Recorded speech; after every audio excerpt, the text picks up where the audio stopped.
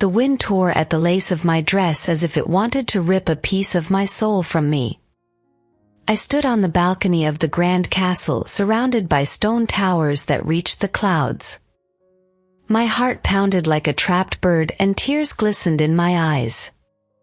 Before me, spread like a carpet, lay a magnificent garden strewn with flowers that smelled of sweet honey. Somewhere deep in the garden, my betrothed, King Eric, was preparing for the wedding. I didn't know how I ended up here. Everything happened so suddenly, as if I had stepped into a fairy tale I had always dreamed of, but with a dreadful ending.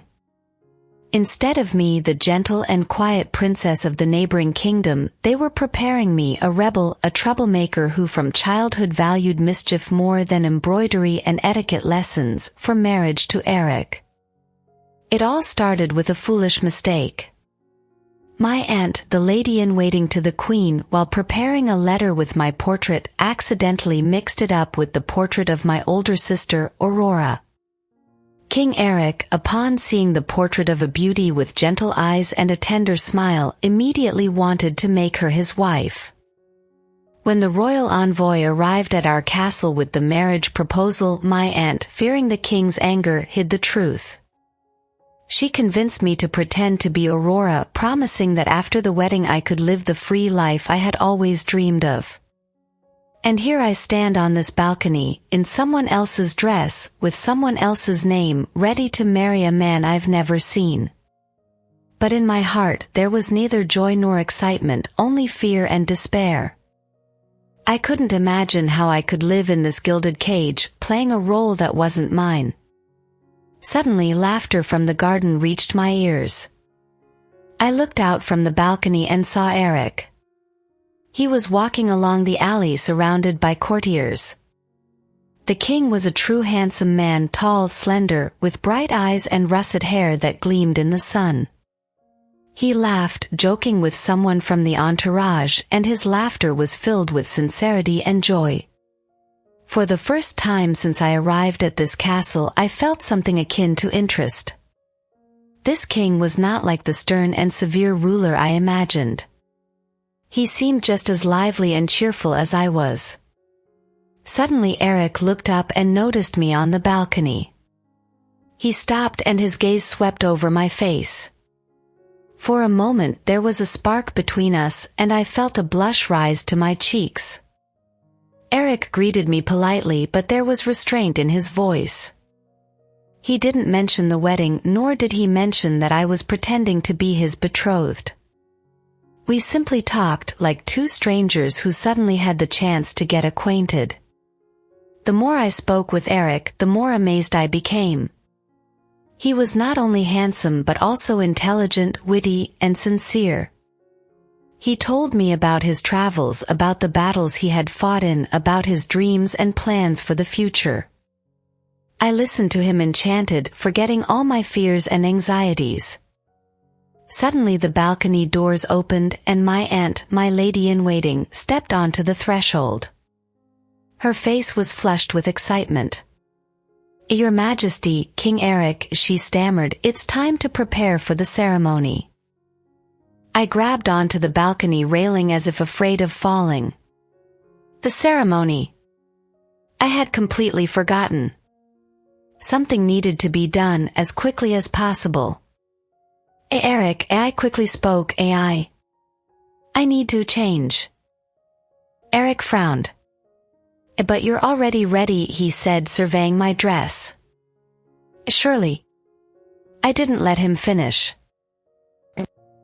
No. I interrupted.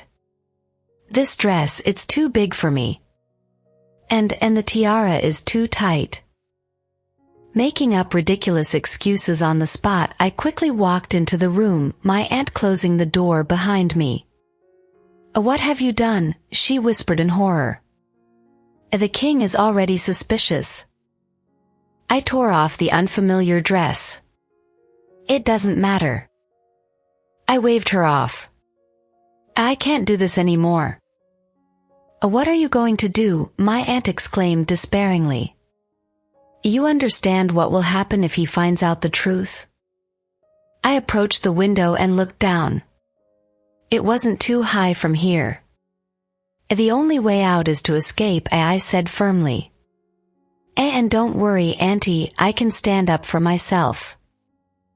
My aunt wanted to object, but I had already reached the window, leaning on the windowsill. Oh wait, she shouted. There's another way. I stopped and turned back to her. What do you mean? I asked skeptically. Listen carefully, my aunt whispered, coming closer. King Eric, he's not like all the others. He's not just looking for a beautiful doll for a wife. He wants a partner. I skeptically raised an eyebrow. A partner? The king is looking for a companion in state affairs, or what? My aunt shook her head in disagreement. No, not exactly.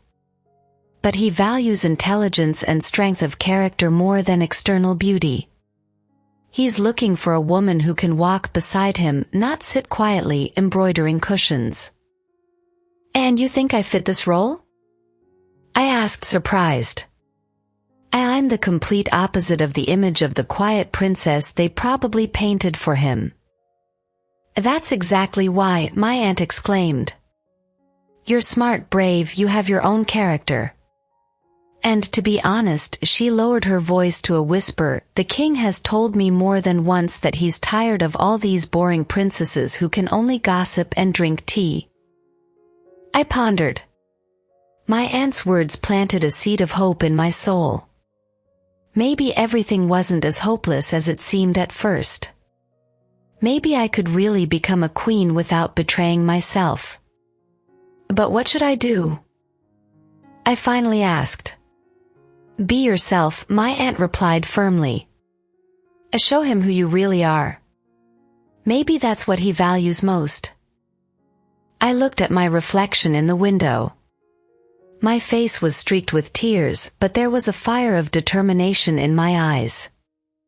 Okay, I said, wiping away the tears. Let's try it. But if he drives me away? He won't, my aunt reassured me, taking my hand. Trust me. She helped me get myself together. I abandoned the lavish dress and tiara, opting for a simple yet elegant blue dress that accentuated the color of my eyes. I just pinned my hair up loosely. You look wonderful, my aunt said, looking me up and down. And now go and conquer him with your true character. I took a deep breath and confidently stepped out of the room. It was time to play this game. But this time on my own terms. The doors to the hall swung open with a loud creak and I entered. King Eric stood by the window, arms crossed over his chest. When I walked in, he turned and his gaze fell on me. For a moment, the hall fell silent. I could see that Eric was surprised by my appearance. He obviously expected to see me again in the lavish dress and tiara, but here I stood before him in my usual attire. Your Majesty, I said, giving a slight curtsy. Eric approached me. He carefully studied my face, then glanced down at my dress. What does this mean? He finally asked. Where are the dress and tiara I chose for you? I lifted my head and met his gaze. Your Majesty, I said firmly, I am not Aurora.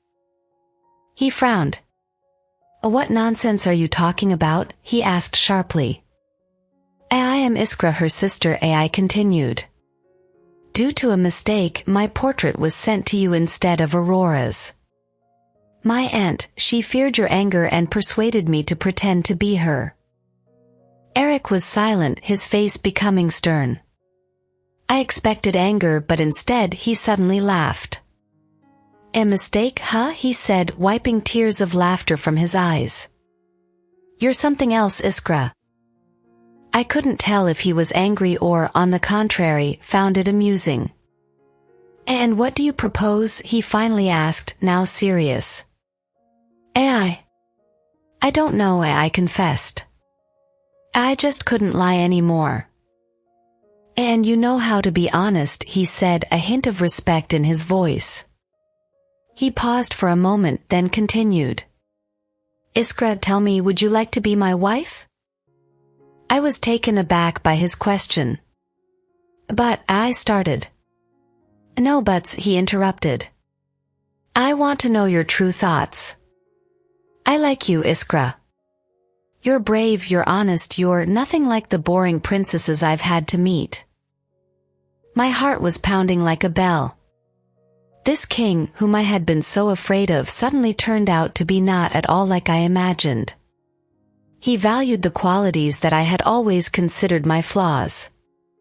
I also didn't want to marry you under someone else's name, I confessed.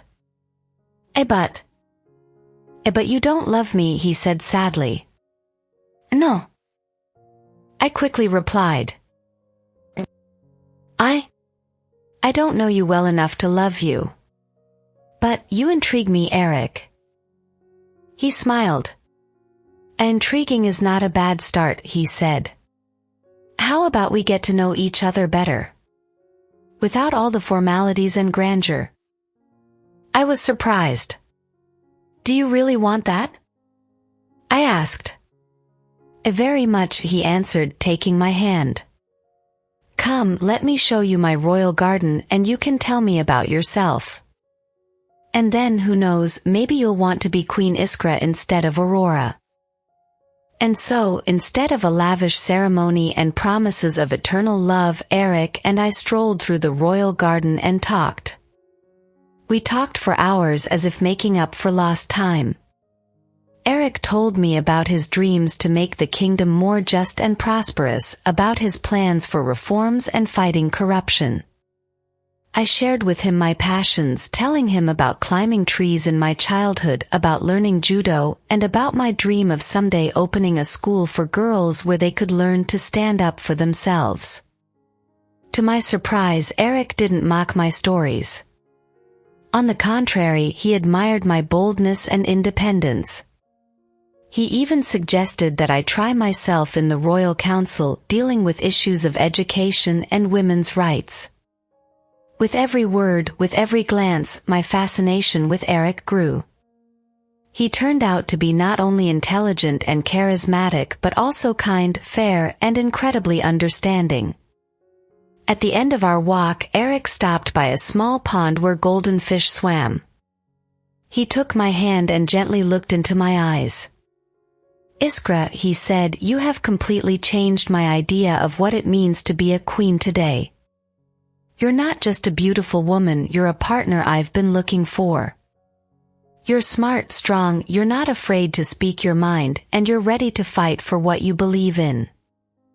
He paused for a moment and I held my breath. Iskra, will you be my wife? Queen Iskra, who will rule this kingdom alongside me? My heart sang with happiness.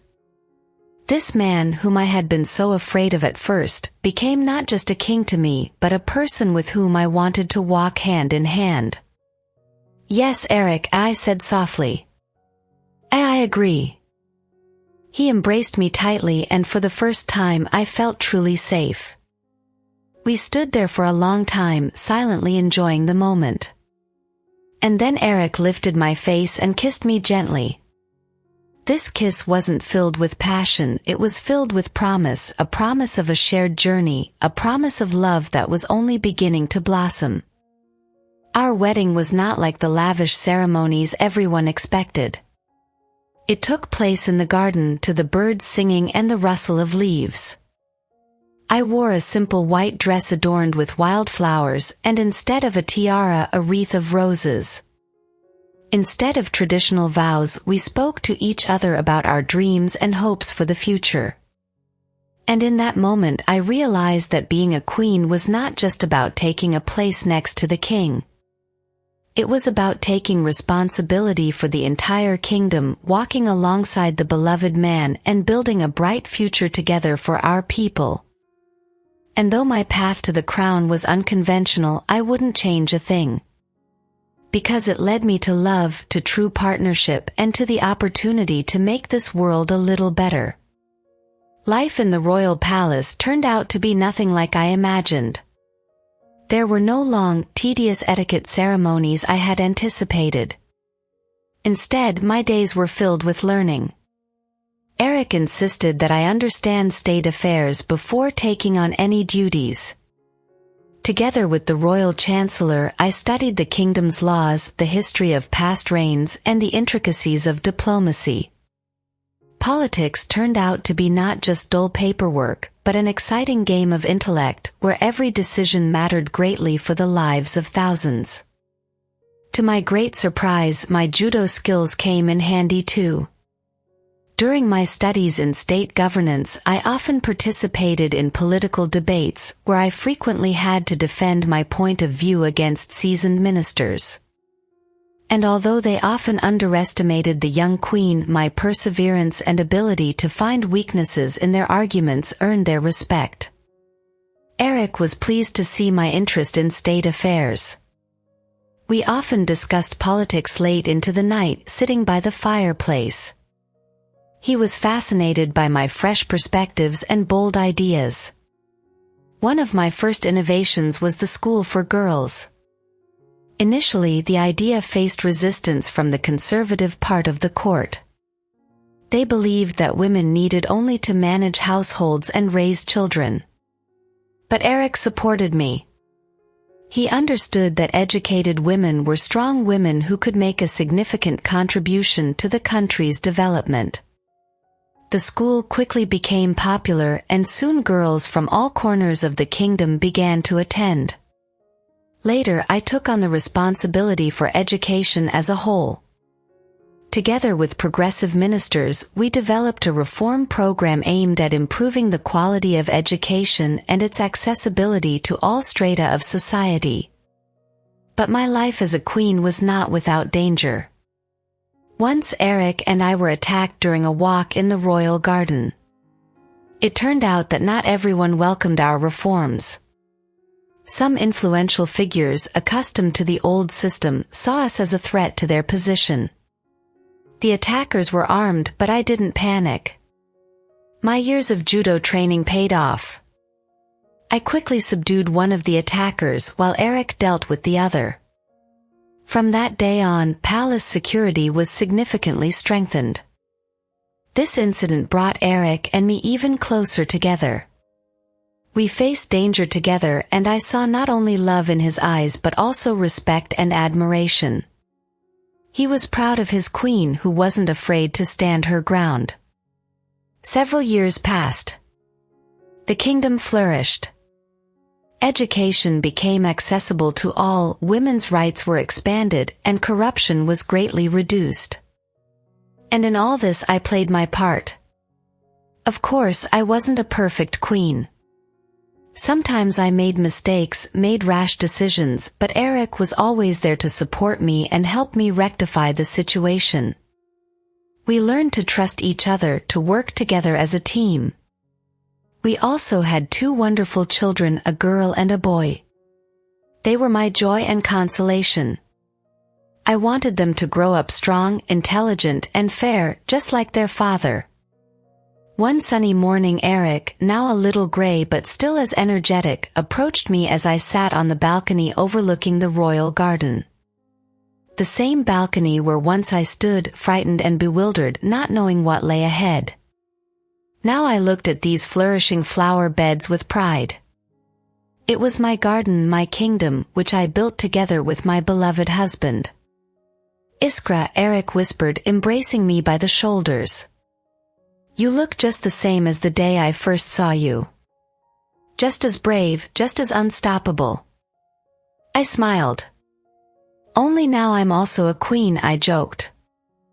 And the best queen one could ever imagine, he replied seriously. You've changed this kingdom, Iskra. You've made it stronger, fairer, better. I looked at him. The same fire burned in his eyes as the day we met. And alongside that fire was now warmth, tenderness, love that only grew stronger with years. But I couldn't have done anything without you, Eric, I said, taking his hand.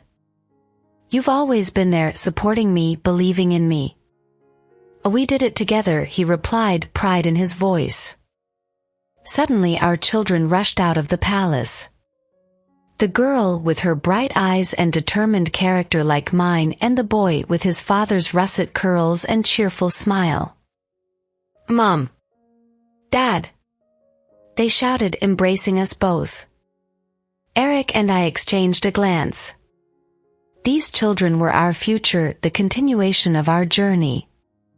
They would grow up and perhaps one day take our places, continuing to make this kingdom better. And then I understood that being a queen is not just about wearing a beautiful dress and a tiara. It's about responsibility, it's about strength, it's about love for your country and your people. And most importantly, it's about partnership, it's about standing hand in hand with the person who walks beside you, supporting your hand. I, Iskra, the queen who couldn't embroider but learned to govern a state. I, a beloved wife and mother who found her place not in fairy tales but in real life, filled with joys and hardships, but so beautiful when you walk towards it together with the person you love. Thank you for being with us today. I hope that this story has brought you emotions. If you enjoyed the video, don't forget to like it, subscribe to the channel and click on the bell so you don't miss any of our new stories. Thank you for your support. You are the best.